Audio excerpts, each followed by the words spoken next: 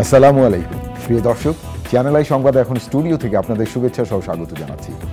আর পুরো সংবাদ জুড়ে আপনাদের সঙ্গে থাকবো আমি সাইদুর রহমান এবং আমি নবনীতা। বিস্তারিত সংবাদের শুরুতেই জানিয়ে দিচ্ছি ফ্রেশ প্রিমিয়াম টি সংবাদ শিরোনাম। জনকল্যাণ বিবেচনা করে প্রকল্প নিতে প্রকৌশলীদের প্রতি প্রধানমন্ত্রীর আহ্বান, বিভিন্ন ক্ষেত্রে গবেষণা বাড়ানোর তাগিদ। জনগণ কতটুকু লাভবান হবে বা তার রিটার্ন কি আসবে বা যেটা আমাদের জন্য উপযোগী, সেই ধরনের পরিকল্পনা নিতে হবে। শুধুমাত্র একটা নির্মাণ কাজ করার জন্য যেন নির্মাণ করা না হয়। বিএনপির ভুয়া আন্দোলন দেশের মানুষ বিশ্বাস করে না বলেছে আওয়ামী লীগ, অদৃশ্য শক্তি দেশ চালাচ্ছে বলে বিএনপির দাবি।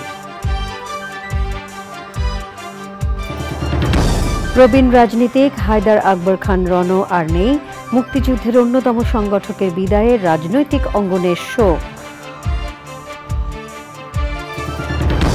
লাভজনক পেশা হয় কৃষকের পাশাপাশি ভিন্ন পেশার মানুষও যুক্ত হচ্ছেন কৃষিতে, বাণিজ্যিক কৃষিতে বাড়ছে বিনিয়োগ। এবং ঘরোয়া ফুটবলে বসুন্ধরা কিংসের অবিস্মরণীয় সাফল্যের রেকর্ড, মোহামেডানকে হারিয়ে বিপিএলে কিংসের টানা ৫ম শিরোপা জয়।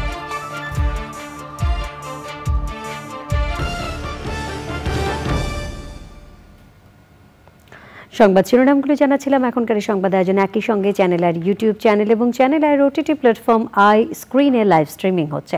যাচ্ছে পুরো সংবাদে। সম্পদের সীমাবদ্ধতার বিষয়টি মাথায় রেখে উন্নয়ন পরিকল্পনা করতে প্রকৌশলীদের প্রতি আহ্বান জানিয়েছেন প্রধানমন্ত্রী শেখ হাসিনা। ইঞ্জিনিয়ার্স ইনস্টিটিউশন বাংলাদেশ আইইবির ৬১তম কনভেনশনের উদ্বোধনী অধিবেশনে প্রধানমন্ত্রী বলেন, জনকল্যাণ বিবেচনা করে সব ধরনের প্রকল্প নিতে হবে। শুধু নির্মাণের জন্যই নির্মাণ, বিষয়টি যেন এমন না হয়। সাদি মাহমুদ জানাচ্ছেন। প্রকৌশলীদের প্রতিষ্ঠান ইঞ্জিনিয়ার্স ইনস্টিটিউশন বাংলাদেশ আইইবির ৬১তম কনভেনশনের উদ্বোধন অধিবেশন। প্রধান অতিথি প্রধানমন্ত্রী শেখ হাসিনা। প্রকৌশল ক্ষেত্রে বিশেষ অবদান রাখায় অনুষ্ঠানে দেশবরেণ্য প্রকৌশলীদের হাতে স্বর্ণপদক ও সনদ তুলে দেন প্রধানমন্ত্রী।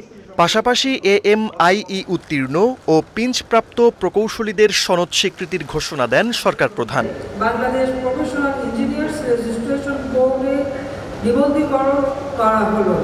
প্রধানমন্ত্রী শেখ হাসিনা বলেন, অপ্রতিরোধ্য অগ্রযাত্রায় এগিয়ে যাচ্ছে দেশ। এই উন্নয়ন অগ্রযাত্রা ধরে রাখতে প্রকৌশলীদের বড় ভূমিকা রাখতে হবে। আমরা যত পরিকল্পনা করি, দেশের উন্নয়ন করি, এখানে আমাদের প্রকৌশলীদের বিশাল ভূমিকা রয়েছে। তবে আমার একটা অনুরোধ থাকবে যে পরিকল্পনা হোক, সেই পরিকল্পনা যেন এক নম্বর হচ্ছে পরিবেশ বান্ধব হতে হবে। কারণ জলবায়ুর অভিঘাত থেকে আমাদের দেশকে রক্ষা করা, এটা আমাদের লক্ষ্য। যে কোনো পরিকল্পনা আমরা গ্রহণ করি, এটা আমি টেকনিক্যাল নির্দেশ দিয়েছি যে সেই পরিকল্পনায় এই কাজটা করলে এর থেকে জনগণ কতটুকু লাভবান হবে বা তার রিটার্ন কি আসবে বা যেটা আমাদের জন্য উপযোগী, সেই ধরনের পরিকল্পনা নিতে হবে। শুধুমাত্র একটা নির্মাণ কাজ করার জন্য যেন নির্মাণ করা না হয়, এটাই আমার অনুরোধ। সকল ক্ষেত্রে যথাযথ পরিকল্পনা বাস্তবায়নের মাধ্যমেই সরকার দেশকে এগিয়ে নিয়ে যাচ্ছে উল্লেখ করে প্রধানমন্ত্রী বলেন, তৃণমূল থেকে উন্নয়নই আওয়ামী লীগ সরকারের মূল লক্ষ্য। যারা বলে এই রেলের কী দরকার ছিল, তো কী দরকার ছিল আমার মনে এদের একটু ছবি তুলে রেখে তারপর মেট্রো রেলে চললো কি না, টানেলে গেল কি না, এক্সপ্রেসওয়েতে উঠলো কি না, বা এই সুবিধাগুলি নিচ্ছে কিনা একটু দেখা দরকার, সেটাই আমি বলবো। যাই হোক, ঠিক আছে, এটা হচ্ছে একটা মানুষের একটা বোধহয় প্রবৃত্তি থাকে, যা কিছু দেখুক সেটাই ভালো লাগে না। তো এই ভালো না লাগা গ্রুপ কী বলো না বলো তাতে কিছু আসা যায় না। আমার দেশের সাধারণ মানুষ ভালো আছে কিনা, তাদের উন্নতি হচ্ছে কিনা, তাদের ভাগ্য পরিবর্তন হচ্ছে কিনা, সেখানেই আমার মাথা ব্যথা, সেটাই আমি দেখতে চাই। প্রকৌশল শাস্ত্রে গবেষণা বাড়িয়ে প্রকৌশলীদের উদ্ভাবনী শক্তি দেশের কল্যাণে কাজে লাগানোর তাগিদ দেন প্রধানমন্ত্রী শেখ হাসিনা। সাদি মাহমুদ, চ্যানেল আই, ঢাকা। আওয়ামী লীগ সাধারণ সম্পাদক ওবায়দুল কাদের বলেছেন, যুক্তরাষ্ট্রের সহকারী পররাষ্ট্রমন্ত্রী ডোনাল্ড লু সম্পর্ক জোরদারের জন্য বাংলাদেশ সফরে আসছেন, বিএনপির জন্য নয়। তিনি আরও বলেন, বিএনপির ভুয়া আন্দোলন দেশের মানুষ আর বিশ্বাস করে না। আরও জানাচ্ছেন ওবায়দুল রশিদ। রাজধানীর মোহাম্মদপুরে আওয়ামী লীগের শান্তি ও উন্নয়ন সমাবেশ। সমাবেশে আওয়ামী লীগের কেন্দ্রীয় নেতারা বক্তৃতা করেন। প্রধান অতিথির বক্তব্যে আওয়ামী লীগের সাধারণ সম্পাদক ওবায়দুল কাদের বলেন, বাংলাদেশের বন্ধুরাষ্ট্র ভারত, আর দেশের মানুষই আওয়ামী লীগের শক্তি। বিএনপি নেতারা আবার দাঙ্গা হয়ে গেছে, আবার ক্ষমতার স্বপ্নে বিভোর হয়ে গেছে। আরে বেকুবের দল, লু আসছেন বাংলাদেশে শেখ হাসিনা সরকারের সঙ্গে সম্পর্ক আরো এগিয়ে নিতে বিএনপির স্বপ্ন পূরণের জন্য আমেরিকাও আর আসবে না, আমেরিকাও আর আসবে না, কেউই আসবে না। বিএনপি এখন বিভিন্ন নাটক শুরু করেছে বলে মন্তব্য করেন ওবায়দুল কাদের। বিএনপি এখন সেদিনের অপেক্ষা, সঙ্গে পাবলিক না, পাবলিক না থাকলে কি আন্দোলন হবে? ভুয়া ভুয়া আন্দোলন, ভুয়া সব নাটক, ভুয়া কর্মসূচি, ভুয়া। বিএনপি হলো একটা ভুয়া। এ ভুয়া দলের ভুয়া আন্দোলন জনগণ বিশ্বাস করে না। আওয়ামী লীগ সভাপতি প্রধানমন্ত্রী শেখ হাসিনার ওপর দেশবাসীকে আস্থা রাখার আহ্বান জানিয়ে দলের সাধারণ সম্পাদক বলেন, দ্রব্যমূল্য বৃদ্ধির সংকট কেটে যাবে। Obaidul Rashid, channel I, Dhaka. BNP বলেছে আওয়ামী লীগ নয়, দেশ চালাচ্ছে অদৃশ্য এক শক্তি। রাজধানীতে বিক্ষোভ সমাবেশে দলের নেতারা বলেছেন, শুধু বিএনপি নেতাদের নয়, পুরো দেশকে মুক্ত করতে হবে। দেখুন রাহুল রায় রিপোর্টটি। সাবেক প্রধানমন্ত্রী বেগম খালেদা জিয়া ও আটক নেতাকর্মীদের মুক্তির দাবিতে শুক্রবার বিক্ষোভ সমাবেশ করেছে ঢাকা মহানগর বিএনপি। পরদিন নয়াপল্টনের কেন্দ্রীয় কার্যালয়ের সামনে সমাবেশ করেছে যুবদল। যুবদলের সমাবেশে ছিলেন বিএনপির সিনিয়র নেতারাও। সুলতান সালাউদ্দিনের এই মুক্তি নয়, শুধু আজকে বাংলাদেশের মুক্তি দরকার। বাংলাদেশকে মুক্ত না করতে হলে ৭১-এর ১৬ ডিসেম্বরের মতো, তাহলে আমরা জীবনও স্বাধীন থাকতে পারবো না। যেই সরকার জনসমর্থনের তোয়াক্কা করে না, সুতরাং এই সরকার কখনো এই দেশের মানুষের মঙ্গল চাইতে পারে না। এই সরকার একটি আপদ, এই দেশের উপর একটি আপদ নাজিল হয়েছে। আসুন সবাই মিলে ঐক্যবদ্ধভাবে এই আপদ আমরা বিদায় করি। সরকারের নানা সমালোচনা করেন দলের মহাসচিব। আওয়ামী লীগ দাবি করে তারা দেশ চালাচ্ছে, আসলে কি তারা দেশ চালাচ্ছে? তারা দেশ চালায় না, এক অদৃশ্য শক্তি দেশ চালাচ্ছে বন্ধুগণ। এবং যাদের নির্দেশে তারা আজকে বাংলাদেশে মানুষের অধিকারগুলোকে কেড়ে নিয়েছে। আমাদের রাষ্ট্রযন্ত্র, তার মধ্যে আমাদের পুলিশ ভাইরা আছেন, আইন শৃঙ্খলা রক্ষাকারী বাহিনী আছে, আমাদের প্রশাসন আছে, বিচার ব্যবস্থা আছে। প্রত্যেকটি প্রতিষ্ঠানকে তারা আজকে কর্তৃপক্ষ করেছে, দুর্যোগন করেছে। তাদের লোক ছাড়া কেউ কোথাও যেতে পারে না। বিএনপি নেতারা বলেছেন, গণতন্ত্র ফিরিয়ে আনতে হলে আন্দোলন চালিয়ে যেতে হবে। রাহুল রায়, চ্যানেল আই, ঢাকা। প্রবীণ রাজনীতিক বাংলাদেশের কমিউনিস্ট পার্টি সিপিবির উপদেষ্টা হায়দার আকবর খান রনও মারা গেছেন। ইন্না লিল্লাহি ওয়া ইন্না ইলাইহি রাজিউন। শুক্রবার রাত 2টার দিকে রাজধানীর হেলথ অ্যান্ড হোপ হাসপাতালে শেষ নিঃশ্বাস ত্যাগ করেন মুক্তিযুদ্ধের অন্যতম এই সংগঠক। হায়দার আকবর খান রনর মৃত্যুতে শোক নেমে এসেছে রাজনৈতিক অঙ্গনে। তাঁর মৃত্যুর খবরে রাজনীতিবিদদের অনেকেই ছুটে যান হাসপাতালে। হায়দার আকবর খান রনও পূর্ব পাকিস্তান ছাত্র ইউনিয়নের সাধারণ সম্পাদক ছিলেন। দীর্ঘদিন ওয়ার্কার্স পার্টির সাথে যুক্ত থাকা রনও 2010 সালে যোগ দেন সিপিবিতে। বর্ষীয়ান রাজনীতিক মুজাহিদুল ইসলাম সেলিম ফেসবুক পোস্টে জানিয়েছেন, আগামী 2 দিন হায়দার আকবর খান রনর মরদেহ হিমঘরে রাখা হবে। শ্রদ্ধা নিবেদনের জন্য সোমবার সকাল 10টা থেকে 11টা পর্যন্ত রনর মরদেহ রাখা হবে সিপিবি কার্যালয়ে। এরপর ওই দিনই সর্বস্তরে শ্রদ্ধার জন্য মরদেহ নেওয়া হবে কেন্দ্রীয় শহীদ মিনারে। হায়দার আকবর খান রনর মৃত্যুতে শোক জানিয়েছেন প্রধানমন্ত্রী শেখ হাসিনা। স্বাস্থ্য হানিকর তামাকের বদলে রংপুরের চরাঞ্চলের কয়েক হাজার বিঘা জমিতে ভুট্টার ভালো ফলন হয়েছে। গঙ্গাচড়ার পূর্ব এচলি গ্রামের প্রায় ৩০০ কৃষককে সার, বীজ ও সেচ দিয়ে সহযোগিতা করেছে বেসরকারি প্রতিষ্ঠান ইউনাইটেড কমার্শিয়াল ব্যাংক। সিএসআর তহবিল থেকে মাত্র ২ কোটি টাকা বিনিয়োগ করে কমপক্ষে ৭ কোটি টাকার ভুট্টার ফলন পাওয়ার আশা করা হচ্ছে। মারায় কার্যক্রম উদ্বোধন করে এলজিআরডি প্রতিমন্ত্রী আব্দুল ওয়াদুদ বলেছেন, পল্লী উন্নয়ন একাডেমির মাধ্যমে পূর্ব এচলিতে একটি সংরক্ষণাগার নির্মাণের পরিকল্পনা করছে সরকার।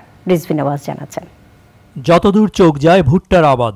উত্তর পশ্চিমের জনপদ রংপুরের গঙ্গাচড়ায় অনুকূল আবহাওয়া আর সরকারি বেসরকারি অংশীদারিত্বে প্রত্যাশার চেয়েও ভালো ফলনে দারুণ খুশি বছরের পর বছর তামাক চাষ করে আসা কৃষক।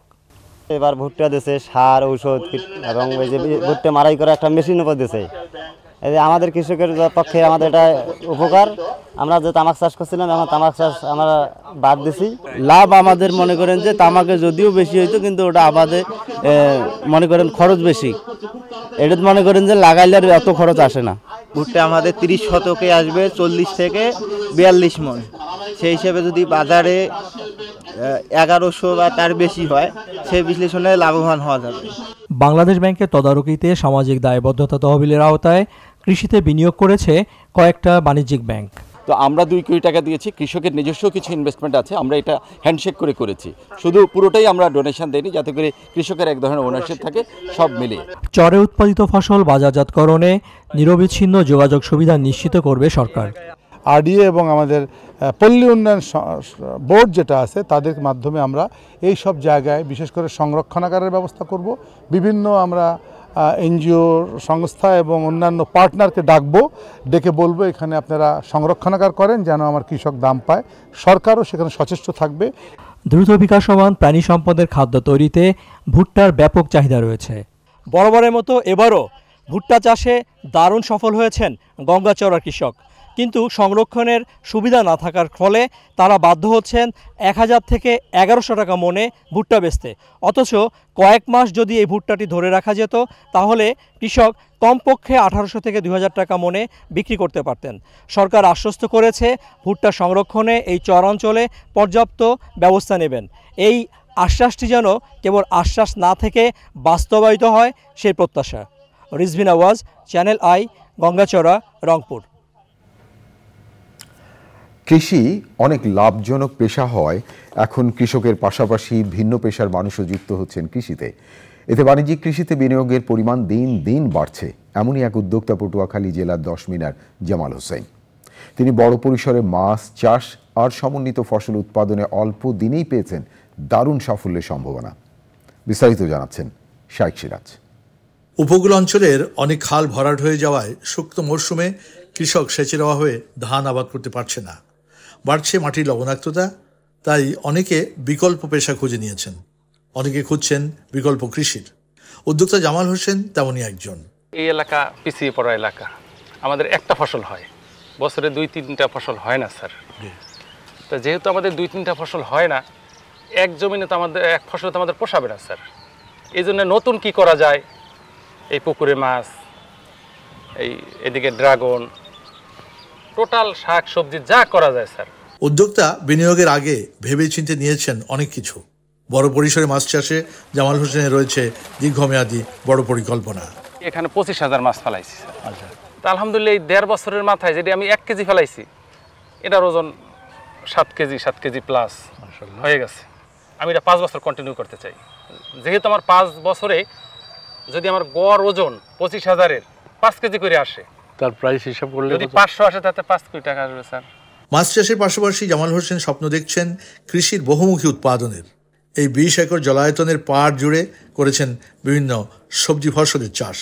পাড়গুলা তো স্যার আমি এবছর তো এই টমেটো দিয়েছি, আর অন্য অন্য ফল আছে, মরিচ আছে, আমার পেঁয়াজ, রসুন, আমি টুকটাক সবই আমি, আমার আম গাছ আছে। হ্যাঁ, আমি এরপরে টোটাল পারি আমি স্যার ড্রাগনের আমি চাষটা করতে চাই। ড্রাগনে হয় কি স্যার, কোনো পাতা নাই গাছে, ওর খরচটাও কম, ক্ষতিটাও কম। এই উদ্যোগ এখন এই এলাকার অনেকের অনুপ্রেরণা।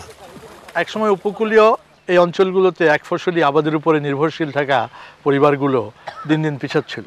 সেই জায়গা থেকে উদ্যোক্তাদের হাত ধরে, তরুণ উদ্যোক্তাদের হাত ধরে নূতন ফসল এবং কৃষি বাণিজ্যিকায়নের এই প্রযুক্তিকে মাথায় নিয়ে এগিয়ে এসছে কিছু তরুণ। তার একজন হচ্ছেন জামাল উদ্দিন। তার এই খামারটি স্থানীয় পর্যায়ে সারা জাগিয়েছে যেমন, এবং সম্প্রসারণ ঘটাবে আগামীতে, কোনো সন্দেহ নেই। পটুয়াখালীর 10 মিনার লক্ষ্মীপুর থেকে শাইখ সিরাজ, চ্যানেল আই। এবারে আই স্পোর্টস।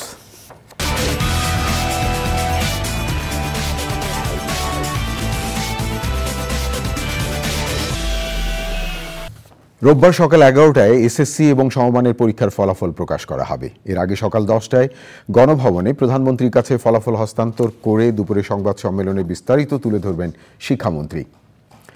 পরীক্ষার ফল প্রকাশের পর SMS এর মাধ্যমে সংগ্রহ করা যাবে। এজন্য নিজ নিজ বোর্ডের প্রথম 3 অক্ষর, রোল ও বছর টাইপ করে 16222 নম্বরে পাঠাতে হবে।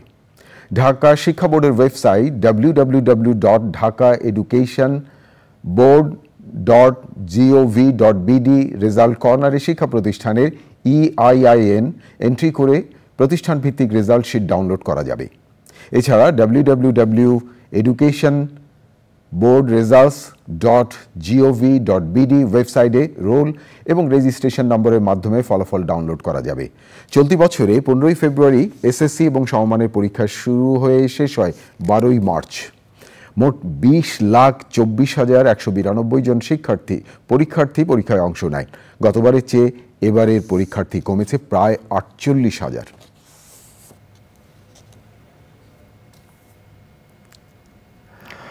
আমাদের হাতে আরো খবর আছে প্রিয় দর্শক, দেখতে থাকুন চ্যানেল আই সংবাদ। এরই সাথে সংবাদে নিয়ে নিচ্ছি বিরতি, আর বিরতির পর অন্যান্য সংবাদের সাথে জানিয়ে ফিরব।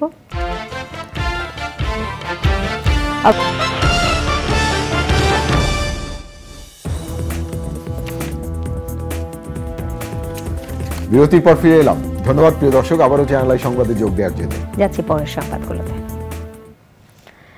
Ehsanul Karim Media Award for Media Excellence পেয়েছেন বর্ষিয়ান সাংবাদিক Afsan Chowdhury. Indian Institute of Mass Communication Alumni Association বাংলাদেশের এই অ্যাওয়ার্ড প্রদান অনুষ্ঠানে ফরিদ হোসেনকে সভাপতি এবং আঙ্গুর নাহার মন্টিকে সাধারণ সম্পাদক করে সংগঠনের 13 সদস্যের কমিটি করা হয়। IIMCর প্রথম বৃত্তিধারী বাংলাদেশি এবং সংগঠনটির সাবেক সভাপতি স্মরণে প্রতি বছর এই অ্যাওয়ার্ড দেওয়া হবে। ইফতেখার উদ্দিন জানাচ্ছেন। আমাদের রাষ্ট্রপতি ও প্রধানমন্ত্রীর সাবেক প্রেস সচিব ও Indian Institute of Mass Communication alumni অ্যাসোসিয়েশনের সাবেক সভাপতি ইহসানুল করিম স্মরণে প্রথমবার অ্যাওয়ার্ড দিয়েছে IIMC। Ihsanul Karim award for Media excellence পেয়ে অভিব্যক্তি জানান বর্ষিয়ান সাংবাদিক আফসান চৌধুরী। আপনি যদি মনে করেন যে আপনি যেই কথাগুলো বলতে চান সেই কথাগুলো বলতে পারবেন এবং বলার সুযোগ আছে, তাহলে that is enough. Even as a BBC correspondent আমার মনে হয় আমরাও সেন্সার্ড হয়েছি, কিন্তু আমরা সেন্সার ঢাকায় বাংলাদেশে বসে হতাম না, আমাদের লন্ডনে সেন্সারিংটা করতো। এরকম প্রচুর ঘটনা ঘটছে। ওটা এই বাস্তবতা নিয়ে থাকতে হবে। ধন্যবাদ। হেলাল ভাই কত ঘনিষ্ঠ ছিল আমার সেটা আর আমি বলছি না। মুক্ত গণমাধ্যম প্রতিষ্ঠায় IIMCর ভূমিকার প্রশংসা করেন সাংবাদিক নেতারা। আমাদের সাংবাদিকরা যখন সেখানে প্রশিক্ষণ নিতে যায়, বিভিন্ন দেশের সাংবাদিকরা যায়, আমরা কেন সেই অবস্থাটা তৈরি করতে পারি না যে তারাও আমাদের এখানে আসবে? বিভিন্ন দেশের সাংবাদিকরাও বাংলাদেশে প্রশিক্ষণ নিতে আসবে। আমাদের সেই অবকাঠামো কিন্তু আছে। আমাদের প্রেস ইনস্টিটিউট আছে, আমাদের নিমকো আছে, যেখানে প্রশিক্ষণের কাজই তারা প্রশিক্ষণ দেন। আমাদের প্রেস ইনস্টিটিউটে জার্নালিজমের ডিপ্লোমা আছে, নানান রকমের প্রোগ্রাম হচ্ছে। আমি এখান থেকে আপনাদেরকে বলতে চাই, আশ্বস্ত করতে চাই যে আমি আমার সর্বোচ্চ চেষ্টা করব। জলবায়ুর নেতিবাচক পরিবর্তন মোকাবেলায় বাংলাদেশ ও ভারতের সম্পর্ক IIMCর মাধ্যমে আরও জোরদার হবে বলে আশা প্রকাশ করেন অনুষ্ঠানের প্রধান অতিথি। আমরা যখন ইন্দো প্যাসিফিক নিয়ে কথা বলি, এই বে অফ বেঙ্গলের গুরুত্বটা কিন্তু চলে আসে। তো সেখানে অনেক জিওপলিটিক্যাল বিষয় আছে। আমি মনে করি আমরা যখন আগামী দিনে ভারত বাংলাদেশ সম্পর্কের দিকে তাকাবো, এবং এটার উদ্দেশ্যটা হচ্ছে এটাকে একটা ইরিভার্সিবল ট্র্যাজেক্টরিতে নিয়ে যাওয়া, যেন কোন দল বা কে ক্ষমতায় থাকলো এটার উপর যেন এটা নির্ভর না করে। অনুষ্ঠানে Indian Institute of Mass Communication alumni অ্যাসোসিয়েশনের সাবেক সাধারণ সম্পাদক জাহিদ নেওয়াজ খান সহসভাপতি নির্বাচিত হয়েছেন। আগে আমরা রিপোর্টগুলো দিয়েছি। Iftekhar Uddin, Channel I, Dhaka. নিটোল টাটা, আন্তর্জাতিক সংবাদ।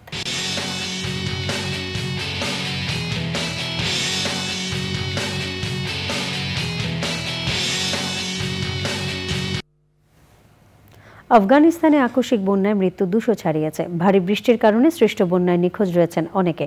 জাতিসংঘের অভিবাসন বিষয়ক সংস্থা IOM জানিয়েছে, দেশটির উত্তরাঞ্চলীয় বাগলান প্রদেশে শুক্রবার ভারী বৃষ্টির পর আকস্মিক বন্যা দেখা দেয়। ভয়াবহ বন্যায় দেশটির ওই অঞ্চলে ব্যাপক ক্ষয়ক্ষতি হয়েছে।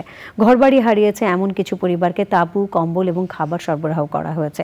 বন্যার কারণে কাবুলের সাথে উত্তর আফগানিস্তানের সংযোগকারী প্রধান সড়ক ডুবে যাওয়ায় যোগাযোগ বন্ধ হয়ে গেছে।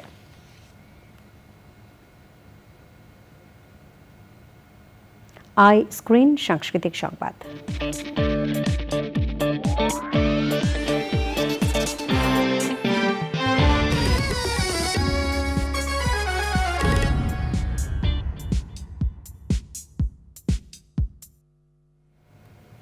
কুড়িগ্রামে বাংলাদেশ শিশু একাডেমি আয়োজিত দুদিনের জাতীয় পর্যায়ের বাংলার বৈশাখ, বাংলার নাচ, বৈশাখে রং লাগাও প্রাণে লোকনৃত্য আসর অনুষ্ঠিত হয়েছে। জেলা পর্যায়ের প্রতিযোগিতা শেষে 8 বিভাগের বাছাই করা 80 জন প্রতিযোগী চূড়ান্ত আসরে অংশগ্রহণ করে। কুড়িগ্রাম শেখ রাসেল অডিটোরিয়ামে আসরের উদ্বোধন করেন বিশিষ্ট কথা সাহিত্যিক আনোয়ারা সৈয়দ হক। প্রতিযোগিতা শেষে শিশুদের মাঝে পুরস্কার বিতরণ করেন কুড়িগ্রাম 2 আসনের সংসদ সদস্য ডাক্তার হামিদুল হক খন্দকার।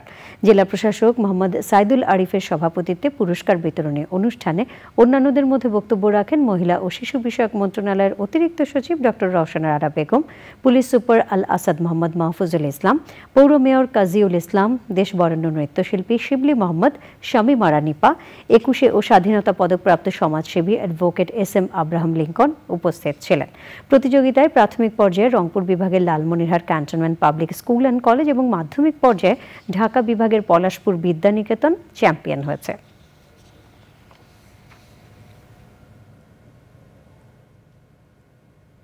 প্রিয় দর্শক, এবারে পূবালী ব্যাংক কৃষি সংবাদ।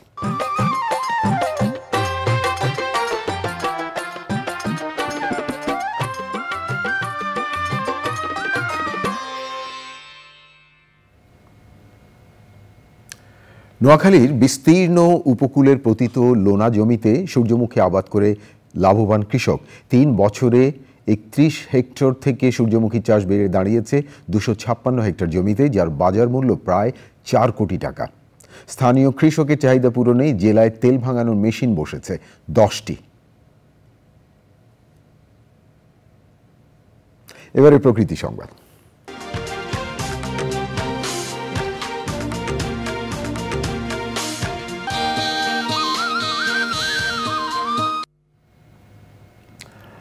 বেপরোয়া দখল ও দূষণে মৃতপ্রায় চট্টগ্রাম নগরীর লাইফলাইন খ্যাত কর্ণফুলী নদী। ঐতিহ্যবাহী কর্ণফুলী নদীকে বাঁচাতে 3 দিনের কর্মসূচির শেষ দিনে ব্যতিক্রমী জনসচেতনতামূলক সাম্পান বাইচ হয়েছে। 18তম এই সাম্পান বাইচ উপভোগ করতে নদীর 2 পাড়ে সমাগম ঘটে হাজারো দর্শনার্থীর। সে সময় পরিবেশ প্রতিবেশ রক্ষায় সবার সচেতনতা এবং কার্যকর উদ্যোগের আহ্বান জানান বিশিষ্টজনেরা।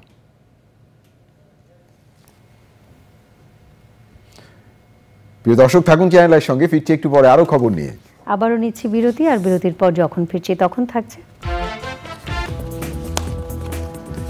প্রিয় দর্শক, বিরতির পর ফিরে এলাম চ্যানেলের সংবাদে আরো খবর নিয়ে। যাচ্ছে পরের সংবাদে। নরসিংদী ও গাজীপুরে সড়ক দুর্ঘটনায় কমপক্ষে 4 জন নিহত হয়েছে, আহত হয়েছে 4 জন। নরসিংদীতে ঢাকা সিলেট মহাসড়কের চৈতাব এলাকায় যাত্রীবাহী বাস ও মাইক্রোবাসের মুখোমুখি সংঘর্ষে মাইক্রোবাসে থাকা অড সিগনেচার ব্যান্ডের ভোকাল ও গিটারিস্ট আহসান তানভীর পিয়াল এবং ড্রাইভার নিহত হয়েছেন। দুর্ঘটনায় আহত হয়েছেন ব্যান্ডের 3 সদস্য। শনিবার ভোর 5:30টার দিকে নরসিংদী সদর উপজেলার মাধবদী থানার 5 দোনার চৈতাব এলাকায় ওই দুর্ঘটনা ঘটে। হাইওয়ে পুলিশ জানিয়েছে, ঢাকা থেকে 5 জন যাত্রী নিয়ে একটি হায়েস্ট মাইক্রোবাস সিলেটের দিকে যাচ্ছিল। মাইক্রোবাসটি নরসিংদী চৈতাব এলাকায় পৌঁছলে বিপরীত দিক থেকে আসা ঢাকাগামী হানিফ পরিবহনের যাত্রীবাহী বাসের সাথে সংঘর্ষ ঘটে। এতে মাইক্রোবাসের সামনের দিকের অংশ দুমড়ে মুচড়ে যায়। ঘটনাস্থলে ব্যান্ড সদস্য পিয়াল ও ড্রাইভারের মৃত্যু হয়। এছাড়া গাজীপুরের বাইমাইল এলাকায় গাড়ির ধাক্কায় মোটরসাইকেলের 2 আরোহী নিহত হয়েছেন, আহত হয়েছেন 1 জন। শুক্রবার রাতে গাজীপুর টাঙ্গাইল মহাসড়কের বাইমাইলে ওই দুর্ঘটনা ঘটে। ভোক্তাদের প্রিমিয়াম গ্রিন টির অভিজ্ঞতাকে আরও উপভোগ্য করতে ইস্পাহানি নিয়ে এসেছে ব্লেন্ডার্স চয়েস প্রিমিয়াম গ্রিন টির নতুন 3টি ফ্লেভার। গুলশানের স্থানীয় একটি হোটেলে লেমন, জিঞ্জার অ্যান্ড লেমন এবং হানি অ্যান্ড লেমন এই 3 ফ্লেভারের গ্রিন টির বাজারজাত উদ্বোধন করা হয়। উদ্বোধনীতে ইস্পাহানি টি লিমিটেডের কর্মকর্তা, দেশের খ্যাতনামা চিকিৎসক, পুষ্টিবিদ, ক্রীড়াবিদ এবং বিনোদন জগতের তারকারা উপস্থিত ছিলেন। ব্লেন্ডার্স চয়েস প্রিমিয়াম গ্রিন টির লেমন, জিঞ্জার অ্যান্ড লেমন এবং হানি অ্যান্ড লেমন দেশের সব সুপার স্টোর এবং ই-কমার্স সাইটে পাওয়া যাবে।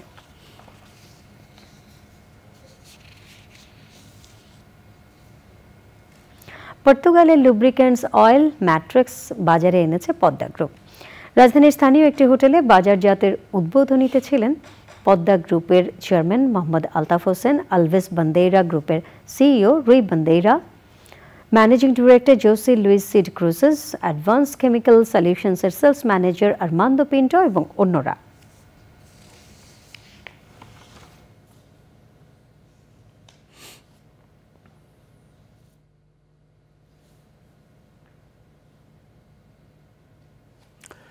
গোপালগঞ্জের টুঙ্গিপাড়ায় জাতির পিতা বঙ্গবন্ধু শেখ মুজিবুর রহমানের সমাধিতে শ্রদ্ধা জানিয়েছেন সড়ক পরিবহন ও সেতু মন্ত্রণালয়ের স্থায়ী কমিটির নেতারা।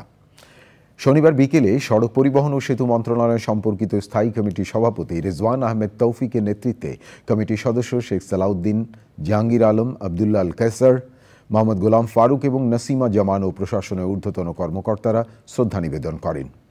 পরে ফাতেহা পাঠ করে জাতির পিতা বঙ্গবন্ধু শেখ মুজিবুর রহমান সহ 15ই আগস্টের শহীদ ও মহান মুক্তিযুদ্ধের 30 লাখ শহীদের আত্মার মাগফিরাত কামনা করে দোয়া এবং মোনাজাত করা হয়। অযৌক্তিক কর আরোপ থেকে সরে না আসলে কঠিন আন্দোলনে যাওয়ার হুমকি দিয়েছে Bangladesh brick manufacturing owners association. রাজধানীতে সংগঠনের জরুরি সভা শেষে সংগঠনের সভাপতি ফিরোজ হায়দার খান বলেন, সরকার একদিকে বলছেন ইটের ভাটা অবৈধ, আবার অন্যদিকে আয়কর নিচ্ছে। তিনি আরও বলেন, যদি ইট তৈরি বন্ধ করতে তারা বাধ্য হন তাহলে দেশের অর্থনীতি বড় ক্ষতির মুখে পড়বে। আলোচনার মাধ্যমে যে কোনো সিদ্ধান্ত নেয়ার আহ্বান জানান সংগঠনের নেতারা। অযৌক্তিক যে বিষয় আমাদের উপরে চাপিয়ে দেওয়া হয়েছে, সেই জিনিসগুলো যদি আপনারা অচিরেই সমাধান না করেন তাহলে আমাদের কঠিন পদক্ষেপে যেতে আমরা বাধ্য হব। প্রিয় দর্শক, আপনারা আছেন চ্যানেল আই সঙ্গে। আবারও নিচ্ছে বিরতি, আর বিরতির পর খেলার খবর।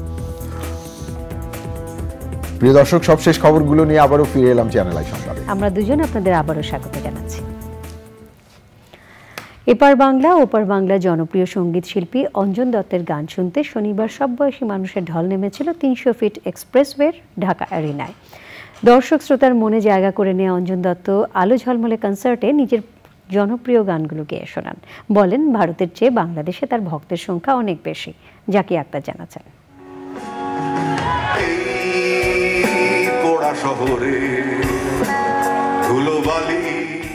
বাংলা সঙ্গীতের এক নস্টালজিয়ার নাম অঞ্জন দত্ত। তার বেলাবোস, রঞ্জনা কিংবা মালা গান শুনে আজও পুরনো স্মৃতি হাতড়ে বেড়ান সব বয়সী মানুষ। সেই দর্শক শ্রোতাদের ভালোবাসার টানে দীর্ঘ 1 বছর পর আবারও ঢাকার কনসার্টে গান গাইলেন অঞ্জন দত্ত।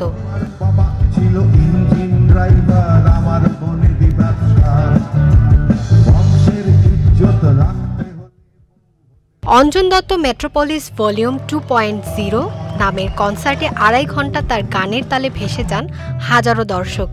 একে একে সমস্ত জনপ্রিয় গানগুলো গেয়ে শোনান শিল্পী।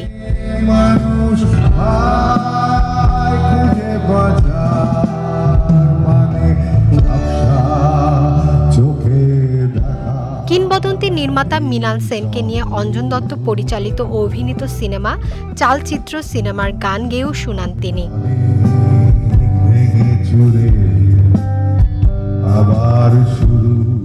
অঞ্জন দত্তের গান শুনে ছোট থেকে বড় হওয়া দর্শকেরা ছিলেন দারুণ আপ্লুত। তো যখন শুরু করেছে অন্যরকম ফিলিংস, এটা আসলে বোঝানোর মতো না। ছোটবেলা থেকে আমি ফ্যান, ভীষণ রকম ভালো লাগছে, অসাধারণ, খুব ভালো লেগেছে। আমি সিলেট থেকেই বেসিক্যালি এটা শোনার জন্য আসছে, খুবই ভালো লাগতেছে। আমার লাইফ টাইম অ্যাচিভমেন্ট বলবো যে আমি অঞ্জন দত্তকে সামনাসামনি স্টেজের সামনে থেকে দেখছি এবং ওনার গানগুলি উপভোগ করছি। বাংলাদেশের দর্শকদের প্রতি ভালোবাসার কথা জানাতেও ভুল করেনি ম্যারিয়ান কিংবা বৃষ্টি দেখেছির মতো গানের এই সঙ্গীত শিল্পী। অত্যন্ত কৃতজ্ঞ আপনাদের কাছে, সকলের কাছে, যে আপনাকে আমাকে এতদিন ধরে ভালোবেসেছেন। যে আমার 50-60 শ্রোতা বাংলাদেশী, দর্শকও বাংলাদেশী,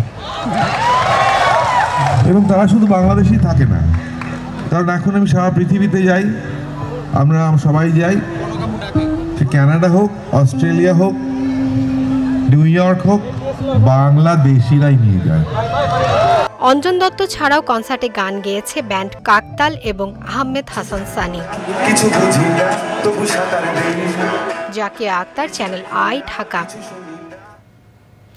এপ্রিলে বয়ে যাওয়া তাপপ্রবাহকে দুর্যোগ হিসেবে বিবেচনা করে হিট স্ট্রোকে মৃত ব্যক্তিদের তালিকা করা হচ্ছে বলে জানিয়েছেন দুর্যোগ ব্যবস্থাপনা ও ত্রাণ প্রতিমন্ত্রী মহিবুর রহমান। একই সাথে অতিমাত্রায় গরমের কারণে যারা কর্মহীন হয়েছেন তাদের সামাজিক নিরাপত্তা বলয়ের আওতায় আনা হচ্ছে বলেও জানিয়েছেন তিনি। তাপমাত্রা বৃদ্ধির কারণ নিয়ে ডিবেট ফর ডেমোক্রেসি আয়োজিত ছায়া সংসদ বিতর্ক প্রতিযোগিতায় প্রধান অতিথির বক্তৃতায় তিনি কথা বলেন। অনুষ্ঠানে সভাপতিত্ব করেন Debate for Democracy chairman Hasan Ahmed Chowdhury Kiron. যে কোনো দুর্যোগে হতাহতের জন্য 10,000 থেকে 25,000 টাকা অর্থ সহায়তা যথেষ্ট নয় উল্লেখ করে দুর্যোগ ব্যবস্থাপনা প্রতিমন্ত্রী জানান এই সহায়তা বাড়ানোর পরিকল্পনা রয়েছে। অসহনীয় তাপমাত্রা বৃদ্ধির জন্য অপরিকল্পিত নগরায়নই দায়ী শীর্ষক ছায়া সংসদে সরকারি তিতুমির কলেজের বিতার্কিকদের পরাজিত করে ঢাকা কলেজের বিতার্কিকরা বিজয়ী হন। এবারে খেলার খবর।